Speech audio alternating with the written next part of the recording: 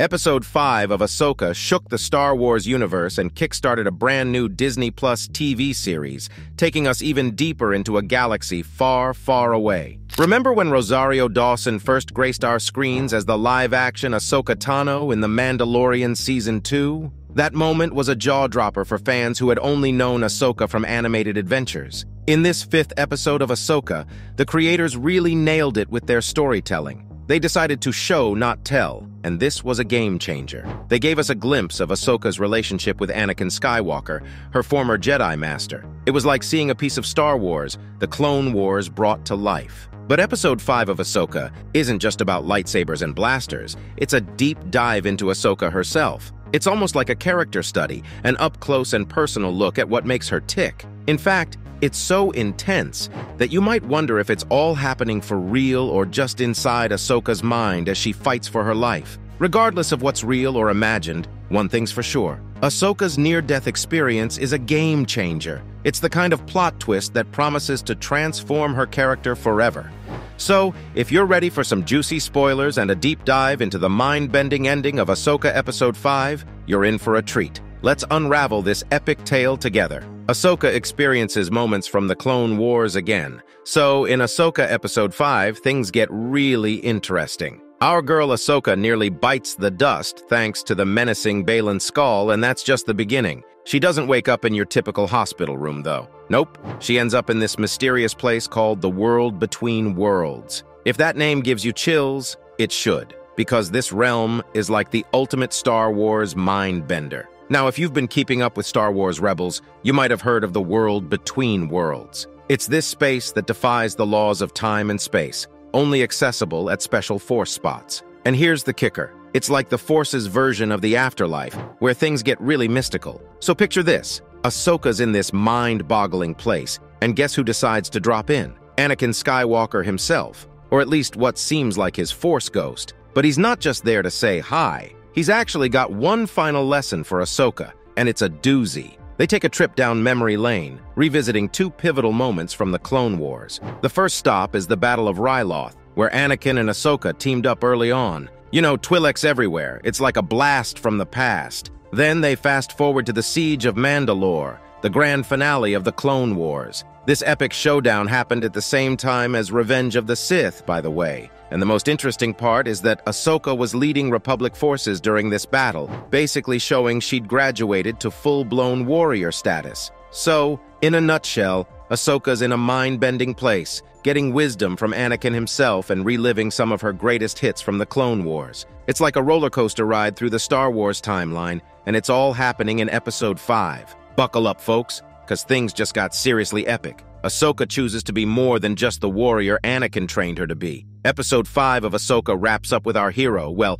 being a hero in more ways than one. You see, she figures out that being a warrior isn't the be-all and end-all. There's this super dramatic moment where her eyes briefly go all Sith-like red, hinting at a dark path. But guess what? She decides to let go of that dark side temptation. It's like she finally gets Anakin's last lesson. Anakin Skywalker taught her how to be a total Jedi fighting machine, but he also slipped in a gem of wisdom.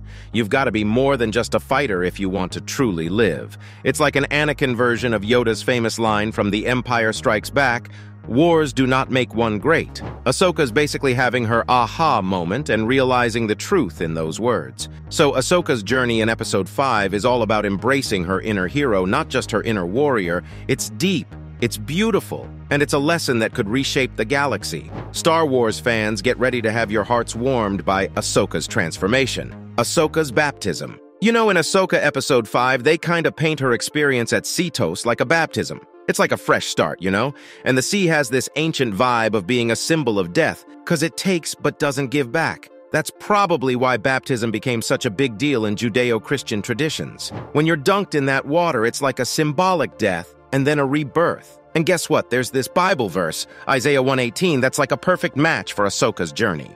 It talks about someone whose sins are as red as scarlet getting washed white as snow. It's like her past baggage is getting wiped clean and she's stepping into a whole new chapter. So, yeah, Seatos is more than just a place.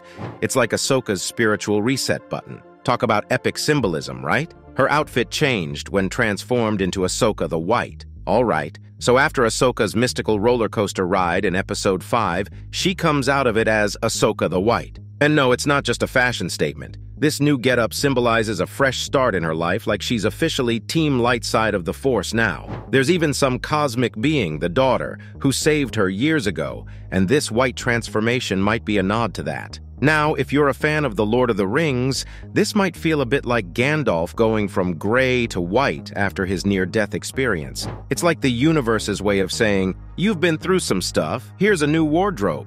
Now here's where things get interesting. Star Wars Rebels introduced us to Ahsoka the White, but it seems like the Disney Plus TV show is rewriting that story. Instead of starting in white, Ahsoka's quest for Ezra and Thrawn is what leads to this transformation. And it's not even done yet because in Rebels, Ahsoka the White had a staff, not a lightsaber. It's like she's saying goodbye to her warrior ways. So yeah, things are getting shaken up in the Ahsoka universe, and we're here for it. Ahsoka catches a lift to a different galaxy. The star map that was supposed to guide Ahsoka to Peridea is toast, but Ahsoka's not giving up that easily. She pulls this Jedi move and connects with a Purrgil, one of those cosmic space whales. It's like they have a force chat, and she's like, "Hey, buddy, can you give me a lift to Peridea?" This scene opens up a whole galaxy of possibilities. It makes you wonder if the first folks who ventured to other galaxies were force-sensitive, doing these crazy cosmic animal bonding adventures. And get this, these Purrgil creatures seem to pack even more punch than the hyperspace engines on the Eye of Sion. So maybe Ahsoka's got a shot at beating Morgan Elsbeth and getting to Peridea first. It's like a cosmic race with space whales, and it's making us rethink what's possible in the Star Wars universe. Jacen Syndulla has the Force. Let's dive into what's cooking with Hera Syndulla and her little one, Jacen, in Ahsoka Episode 5. It's like this episode is finally spilling the beans on what we kinda guessed from Star Wars Rebels. Yep, you got it. Jacen's got some Force mojo going on, and guess who he gets it from? None other than his old man, Kanan Jarrus. Now, here's the thing. Kanan never made it to see the Empire's downfall. He checked out even before the Battle of Yavin. But his legacy is still going strong in Jacen.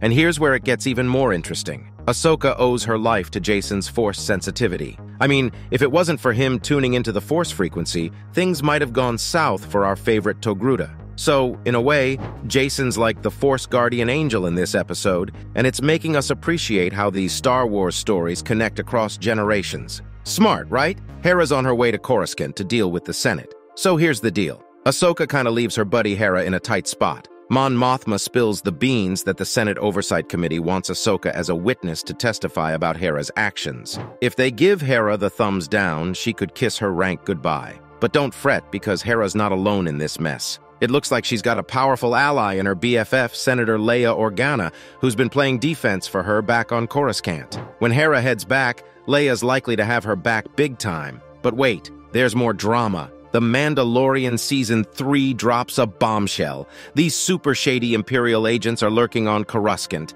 led by the mysterious Ilia Kane. Now, these agents might just be helping out Morgan Elsbeth by trying to drag both Hera and Ahsoka back to Coruscant. Why? So they don't mess with Thrawn's grand comeback. So it seems like Ahsoka's setting the stage for a Coruscant subplot where Hera's got her hands full dealing with these Imperial snoops. Talk about a galactic soap opera, huh? That brings us to the end of today's video. What did you think about this episode? Let us know in the comments below. And if you haven't already, then please like and subscribe. We'll see you in the next one.